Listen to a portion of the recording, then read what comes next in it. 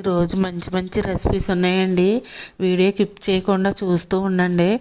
ఉదయం నుంచి night dinner వరకును మంచి మంచి రెసిపీస్ వస్తూ ఉంటాయి. ఇవి ఏంటని అనుకుంటున్నారా? గుడ్ల చీరలండి. హాయ్ అండి, గుడ్ మార్నింగ్. అందరూ బాగున్నారా? అందరూ బాగోవాలి, అందులో మనం ఉండాలి. ఈరోజైతే ఏమి తొడ్డాలి అవి ఏమీ లేదండి.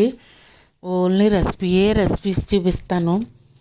ఈరోజు ఎన్ని రెసిపీస్ చేశానంటే చాలా రెసిపీస్ చేశానండి. ఉదయం అయితే చక్కగా పెసరట్లు వేసాను. ఫస్ట్ మా హస్బెండ్ వచ్చారు చేలోకి వెళ్ళి ఉదయమే. వస్తే ఆయనకి చక్కగా పెసరట్లు, ఉల్లిపాయ, పచ్చిమిరపకాయ, అల్లం ముక్క, జీలకర్ర వేసానండి. ఈరోజు అయితే క్యారెట్ అది ఏమీ వేయలేదు. చక్క ఉప్మా కూడా చేశాను. ఉప్మా పెసరట్టు ఆయనకి 2 పెసరట్లు ఉప్మా ఇచ్చేసాను. తర్వాత నేను కూడా పెసరట్టు వేసుకుంటున్నాను. చాలా ఇష్టమండి నాకు పెసరట్టు ఉప్మా అంటేనే. కానీ నాకేంటో చట్నీ కన్నా ఉత్తు పెసరట్టు ఉప్మా అంటేనే ఇష్టపడతాను. చాలా వీడియోస్లో చెప్పాను నేను. అంటే ఒక్కొక్క టేస్ట్ ఒక్కొక్కలా ఉంటుంది కదా. నాకైతే చట్నీ కన్నా ఇందులోకి పెసరట్టులోకి అల్లం చట్నీ బాగుంటుందండి. పచ్చల్లం చట్నీ కానీ, పచ్చిమిరపకాయల చట్నీ కానీ. టిఫిన్లు అయిపోయినాయండి. అయిపోయిన తర్వాత ఈరోజు కోడివి గుండెకాయలు, గుడ్ల సేర్లు, గుడ్లు ఉంటాయి కదండి, అవన్నీ నేను ఉడకపెట్టేసుకున్నానండి ముందేని. వాటర్ పోసి ఉడకబెట్టితే ఒక 10 నిమిషాలు చక్కగా ఉడికిపోతాయండి. ఆ ఉడికిపోయి అన్నీ మన బాండీ పెట్టి ఆయిల్ వేసుకొని చక్కగా పసుపు, ఉప్పు వేసి వేపాను. వేపిన దాంట్లో ఈ ఉడకబెట్టిన గుడ్ల సేర్లు, గుడ్లు వేసానండి. తర్వాత 2 స్పూన్లు అల్లం వెల్లుల్లి పేస్ట్ వేసాను. అవి కొద్దిగా ఎక్కువగానే ఉన్నాయి కదా.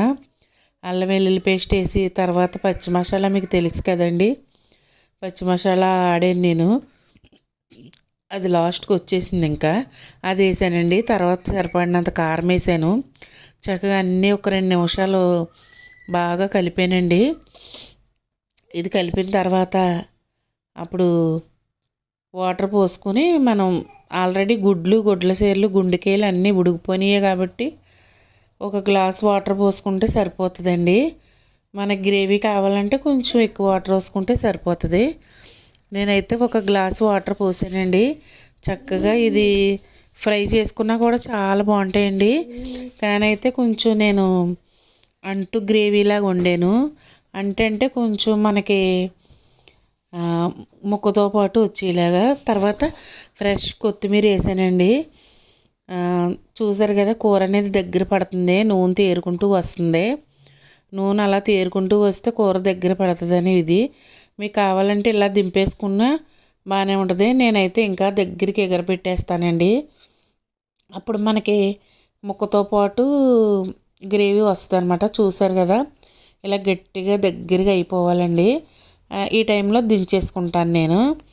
ఈ టైంలో దింపేసుకుంటే చక్కగా చాలా బాగుంటుందండి. ఒక గుత్తు గుడ్లు లేదంటే గుడ్ల సేరు ఊట వేసుకుని కలుపుకుంటే అమృతంలా ఉంటుంది. తర్వాత అయితే నేను భోజనాలు అయిపోయిన తర్వాత యాజ్ యూజువల్ గిన్నెలు ఉంటాయి కదండి, ఈ సింక్ క్లియర్ చేసి పొయ్యి అంతా క్లియర్గా నీట్గా సర్దేసుకున్నాను అనుకో. తర్వాత మళ్ళీ ఇంకా రెసిపీస్ ఉన్నాయండి నైట్ డిన్నర్ వరకును. ఈరోజు వ్లాగ్లోను ఓన్లీ వంటలు. నా వంటలతో మిమ్మల్ని చంపేస్తాను. చూడండి, సింపుల్గా ఉంటాయండి. మనం ఏవైనా సరే ఈజీగా, సింపుల్గా, టేస్ట్గా ఉంటుందండి. చేయడం కూడా సింపుల్గా, ఈజీగా ఇంట్లో ఉన్న దాంతోనే చేస్తూ ఉంటాను. అయితే నేను బ్రెడ్ శాండ్విచ్ చేస్తున్నానండి ఈరోజు. Veg sandwich. నేను మిల్క్ బ్రెడ్ తీసుకున్నాను.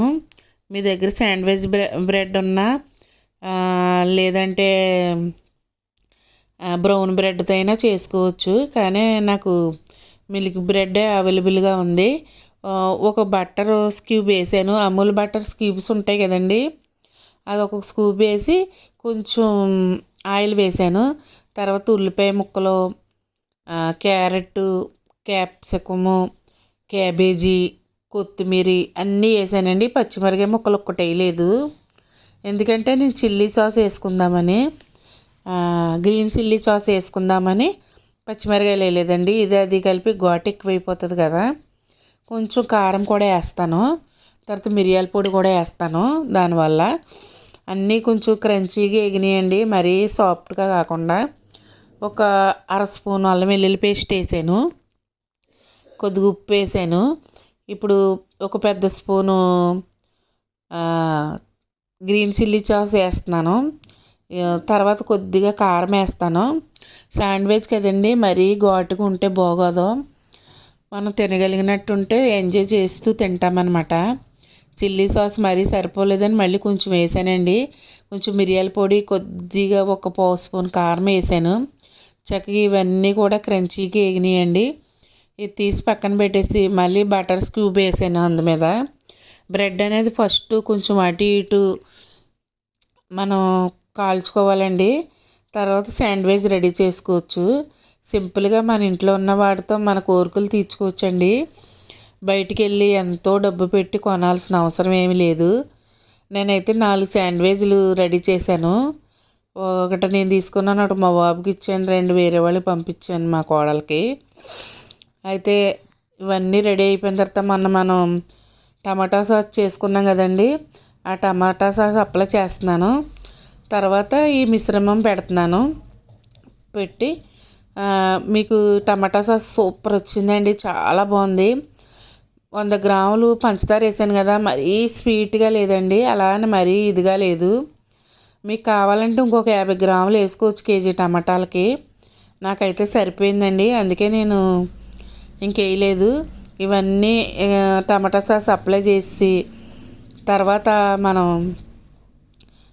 తయారు చేసుకున్న కర్రీ ఉంది కదండి, వెజ్ కర్రీ, దాన్ని వాటి మధ్యలో పెట్టి చక్కగా ఒకసారి టర్న్ చేసి మనం గట్టిగా నొక్కుని చక్కగా మళ్ళీ ఒకసారి అటు ఇటు కాల్చామనుకోండి, అవి స్టిక్ అయిపోతాయి. మీ దగ్గర చీజ్ కానీ పన్నీర్ కానీ ఏదైనా ఉంటే వేసుకోవచ్చు. నా దగ్గర చీజ్ అవైలబుల్గా లేదండి, పన్నీర్ కూడా లేదు, అందుకు ఓన్లీ వెజ్జీస్తోనే వండాను. మీరు మా దగ్గర మైనీస్ ఉన్నా పెట్టుకోవచ్చు. నేను హెల్తీగా చేసుకున్న టమాటా కెచప్ ఉంది కదండి, దాంతో చేశాను. సూపర్గా వచ్చిందండి, చాలా బాగుంది. తింటేనే మా బాబు అన్నాడమ్మ టేస్ట్ చాలా బాగుంది, నెక్స్ట్ కూడా చేయని చెప్పాడు. ఇది స్నాక్స్ అయిపోయిందండి సాయంత్రం. ఇది అయిన తర్వాత నైట్ రొటీన్లోను నేను కర్రీ చేశానండి మళ్ళీని. ఆ కర్రీ ఏంటంటే, ఇప్పుడు మేకవి దుమ్ములు ఉంటాయి కదండి, ఆ దుమ్ములు తెచ్చుకున్నారండి మా హస్బెండు. నాకు వీటితో పులుసు పెట్టాను అన్నారు. ఫస్ట్ అయితే బిర్యానీ ఆకు, కొంచెం కొత్తిమీర వేసానండి. తర్వాత ఉల్లిపాయ పచ్చిమిరపకాయ వేసాను. ఒక పెద్ద ఉల్లిపాయ ఒకటి తీసుకున్నాను, 2 పచ్చిమిరపకాయలు తుంచి కొంచెం ఉప్పు పసుపు వేసి అవి చక్కగా మనం మగ్గబెట్టుకోవాలండి. ఈ కుక్కర్ ఒక 4-5 విజిల్ పెట్టాలండి.